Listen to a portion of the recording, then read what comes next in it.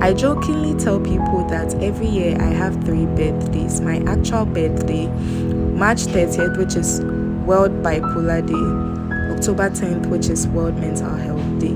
These days are very significant to me because it's a day to celebrate my struggles and my accomplishments.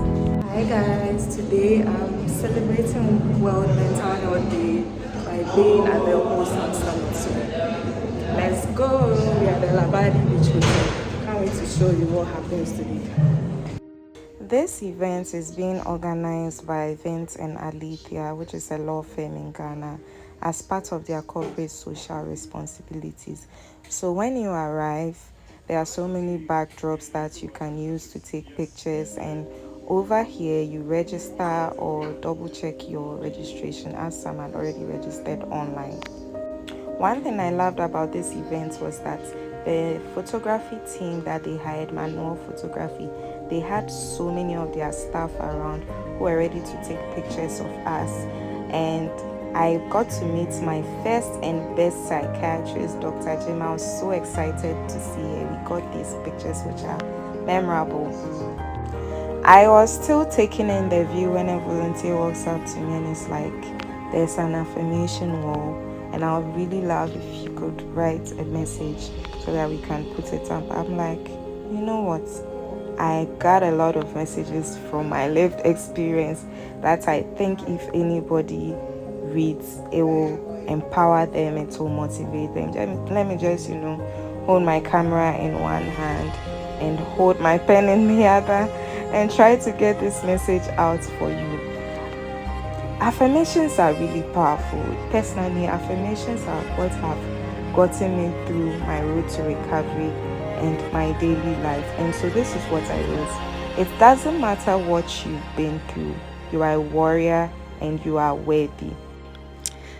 I am really happy about how far we have come as a country because affirmation walls are becoming very common at almost every mental health event I attend in Ghana. And the beauty about these messages is that whoever walks in can just read and be motivated or empowered by somebody else's message and lived experience. And so when I was done with that, I decided to head back to the conference room where the event was taking place, and that's when I decided to give Dr. Jema a quick hug, little chat before heading back inside. So let's go inside now. So allow me to submit something under this summit, something that isn't whole or song, but whole in mind and our soul, wholesome. I'm not going to take you to church. But what shall it profit a man if he gains the whole world and loses his soul? You see, the word soul there in its original context means your mind, your thoughts, and your emotions, your psyche, the very seat of your mental health.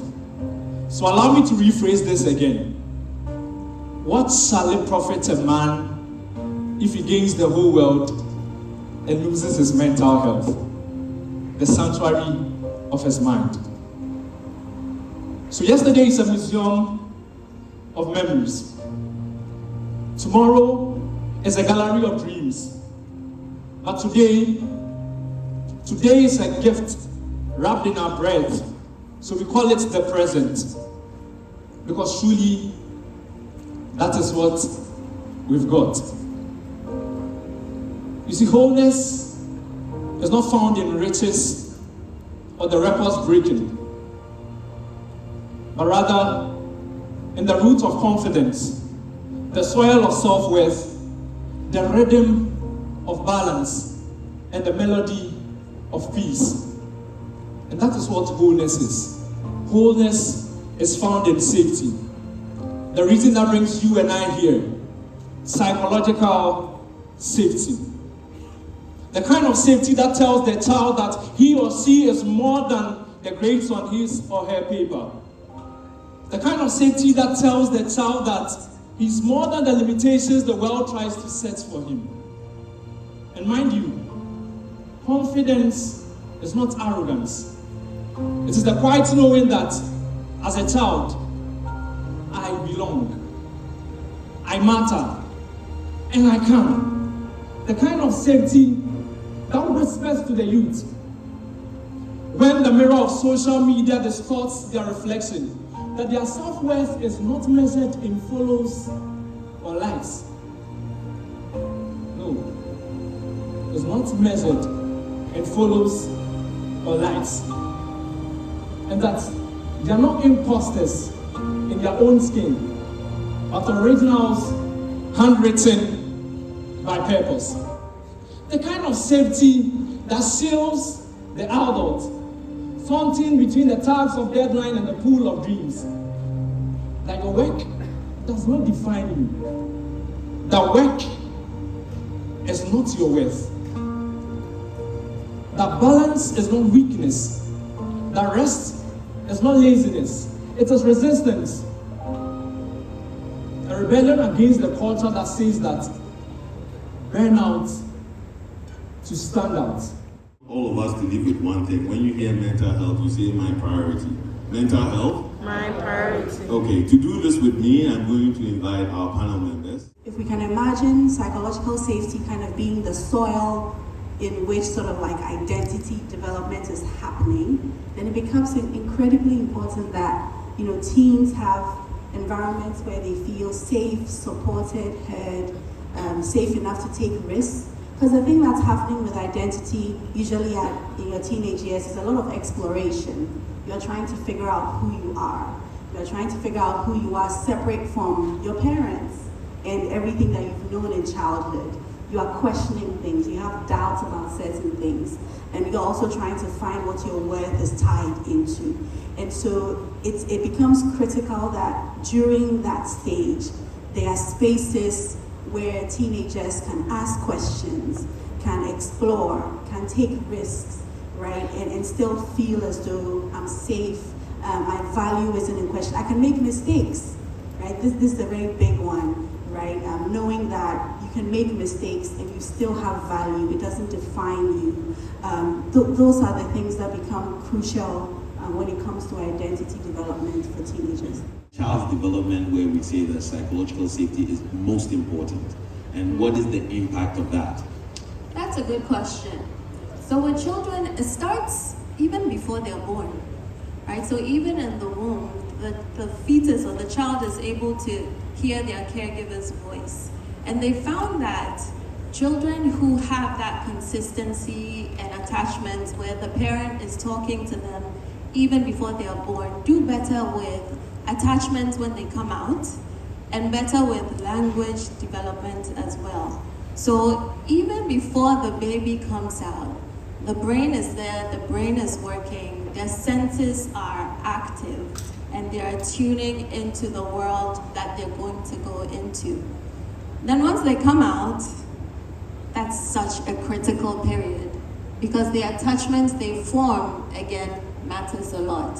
Right? So if the caregiver is consistent, if the caregiver is showing love and warmth, making eye contact, a lot of times they'll try and get the baby to be put on the mother's chest, right? So that they have that tactile warmth and embrace. It's all working neurons and making sure that the child understands what a secure attachment is. And we find that if this is not done, later on, when the boyfriend or girlfriend or the husband, the partners come in, they have insecure attachment styles. Book. They step together with the convener of the Wholesome Mind Experience as they cut the cake, the ribbon, ladies and gentlemen. Give it up, 3, 2, 1. Amazingly, during the event, there was a kids' corner, which was also a mental health event for kids. And this book that has been launched was written by Dr. Christine Mabel here, and it's going to be for kids. Congratulations. And a big thank you for your kind, generous support. Oldest person to the least person. So we have some data from Apiati, for instance, that showed that we had at least 2/3 and over of people who experienced the disaster. That you find that even for those who were not directly present, they also experience anxieties and distress. So that you have people who, and that's why even in terms of thinking about how to support people, you should think beyond just the immediate people who are experiencing the emergency or the disaster. And so our efforts should go way beyond that. One other challenge that we tend to have is also that Ghanaians, I think, sometimes overestimate our resilience. And so they'll tell you, oh, I'm fine. All I need is that you see this my shop that was blown up, or this my business that was destroyed. If it is resorted out for me, I'll be fine. What happens is that when it is sorted out, and you realize that even though now they are settled, their business is working now, when they go to bed they can't sleep, or if they sleep they are having nightmares. Then you realize that no, it wasn't just the building I needed back, or it wasn't just the shop or the business I needed back, and their mental health support. So more often than not, it is more introspective or interactive than actually taking the steps to ensure that we don't have that experience.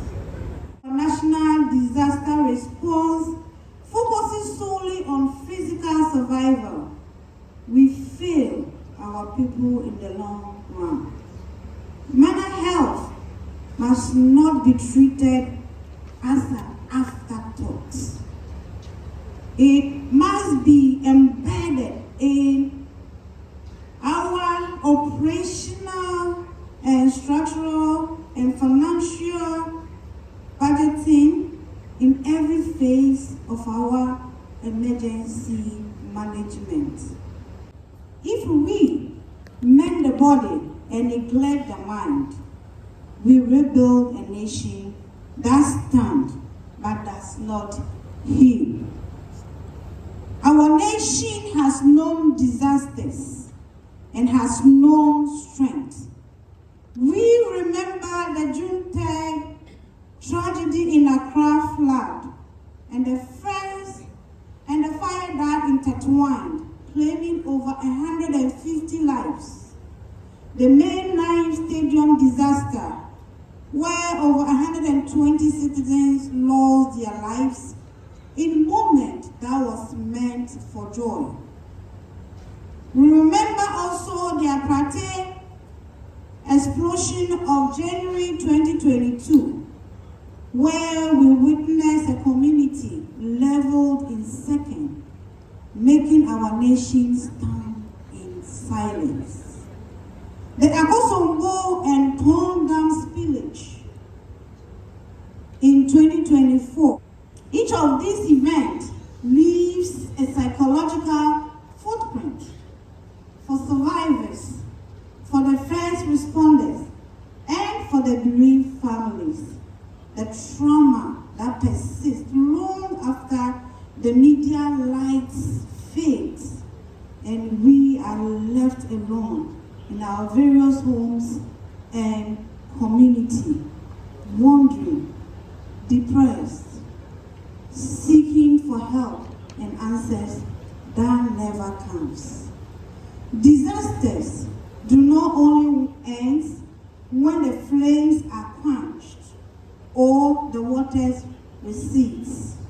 Guys, we have come to the end of today. Today was like homecoming. All the people, the mental health community I know or I look up to, they were here today. It was a really fun day and they closed on time, what I love. So yes, please make sure that you come for the Wholesome Summit next year. It's not just educative, it is healing, it is great. Thank you so much for watching. If you love what VINT and Alethia and their partners are doing, kindly donate towards the renovation of the special ward of the Accra Psychiatric Hospital. Every donation counts. Kindly find all the details on your screen and share it with others. For more information, you can find this on their website or on their Instagram page. Thank you so much for watching.